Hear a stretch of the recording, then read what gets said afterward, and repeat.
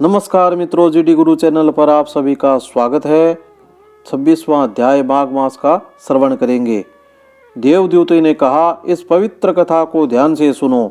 एक समय केरल प्रदेश में एक वेदज्ञ ब्राह्मण निवास करता था। उसका नाम वसु था। उसके बंधु बांधवों ने जब उसका धन हरण कर लिया तो उस केरल को छोड़कर चल दिया। जगह जगह मारा मारा फिरा, मगर फिर कहीं उसका उदर पूर्ति न हो सकी तो अंत में रोग से पीड़ित होकर वह वन में चला गया। तीर्थ यात्रा करते करते वह बहुत कृश हो गया और देवात एक दिन विंध्याचल पर्वत पर भूख और प्यास से तड़प कर उसका प्राणांत हो गया। उसकी अंत्येष्टि विधि पूर्वक न हो सकी। इसी कारण उसी वन में प्रेत बनकर वास करने लगा। वह इस प्रेत योनि को पाकर बहुत दुखी रहता था। चारों दिशाओं में हाहाकार करता हुआ अपनी मुक्ति का मार्ग खोजता फिरता था। उसने धर्मानुकूल ऐसा कोई कर्म नहीं किया था जिससे उसकी मुक्ति हो सके। जो दान नहीं करता, जो यज्ञ, विष्णु पूजन, तीर्थ स्नान, भजन, कीर्तन नहीं करता, उसकी मुक्ति कैसे हो। जो ब्राह्मण अथवा स्त्रियों का धन हरण करते हैं वे मुक्ति नहीं पाते। जो जुए और कपट व्यवहार, ठगी, चोरी, झूठ आदि से उदर पूर्ति करते हैं वे सदैव दुखी रहते हैं।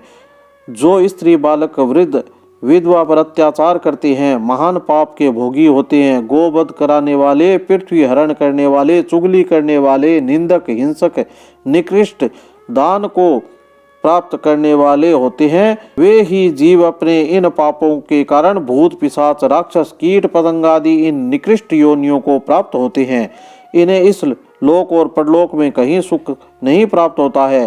प्राणी को इसलिए अपने धर्म का पालन करना ही श्रेष्ठ है। हे पिशाच, उस प्रेत ने एक दिन उस पर्वत पर एक पथिक को जाते देखा। वह त्रिवेणी के जल से 2 गागर भरी कंधों पर लादे था और मधुर तान से विष्णु भगवान की महिमा गाता चला जा रहा था। तब उस प्रेत ने भयानक रूप में उसके आगे जाकर उसका मार्ग रोकते हुए कहा, हे पथिक, भय मत करो, मैं बहुत अधिक प्यासा हूँ, मुझे थोड़ा सा जल पिला दो, अन्यथा मेरे प्राण निकल जाएंगे। पथिक ने कहा, अरे तू कौन सा जीव है, तेरी आकृति भयंकर है, मगर फिर भी दुबला और परेशान सा दिखाई देता है।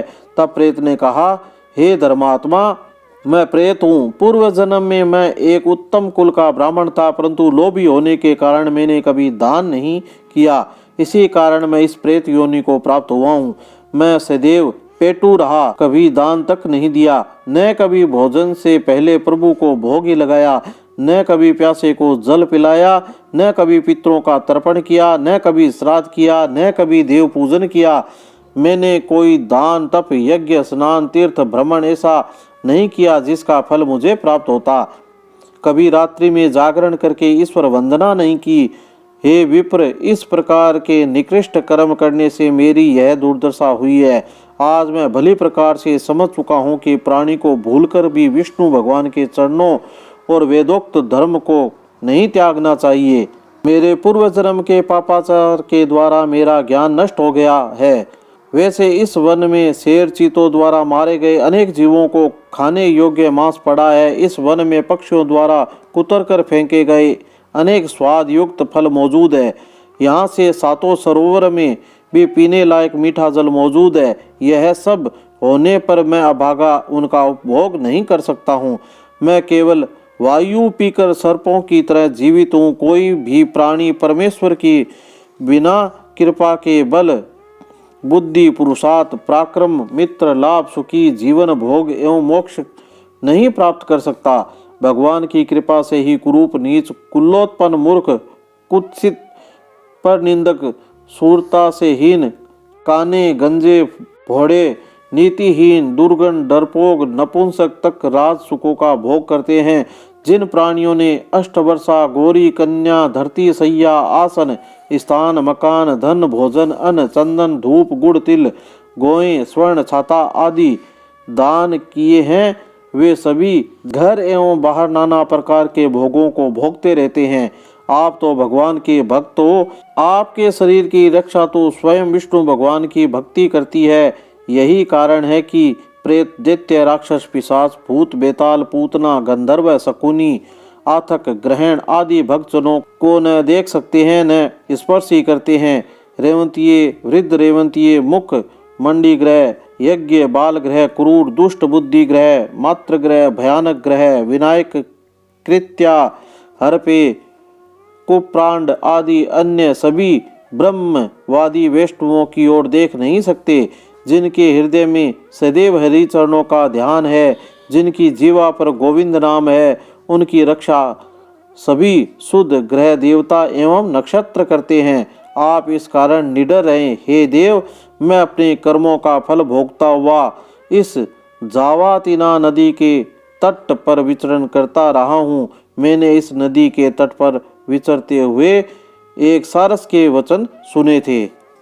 मित्रों, अब हम आगे 27वां अध्याय श्रवण करेंगे। तो ब्राह्मण ने पूछा, हे प्रेत, तूने सारस से जो वचन सुने हैं वह मुझसे कहो। प्रेत बोला, हे विप्रवर, इसी खंड के समीप गुहिका नामक एक नदी है। यह नदी पहाड़ी के समीप है। उसमें से अथाह निर्मल जल रहने के कारण बड़ी बड़ी लहरें उठा करती है। उनके किनारे पर हाथियों के झुंड विचरण किया करते हैं। दोनों ओर के किनारों पर अनेकों जामुन के पेड़ लगे हुए हैं।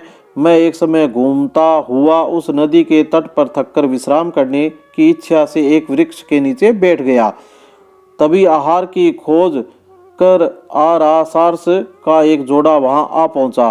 वहां पहले से ही अनेकों पक्षी किलोल कर रहे थे। सारस दंपति ने भी आपस में बहुत देर तक किलोल की और जब वे थक कर चूर हो गए तो एक छायादार स्थान पर चोंच को पंखों में दबाकर विश्राम करने लगे।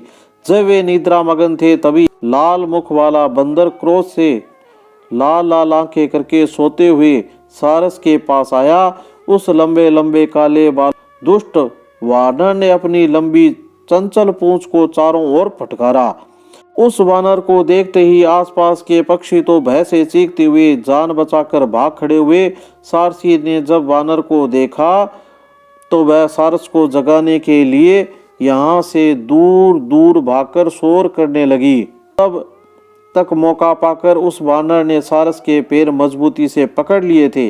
चीख सुनकर सारस की जब नींद खुली तो उसने देखा कि वह दुष्ट वानर उसे मार डालने के लिए खड़ा था। तब उस सारस ने बहुत ही मधुर वाणी में उस वानर से कहा, हे वानर, तुम मुझ निरपराध को क्यों मार डालने को उतारू हो? राजा भी अपराधी को ही दंड देता है। सत्य पुरुष कभी हम जैसे अहिंसक जीवों को नहीं सताते, वह दया ही करते हैं।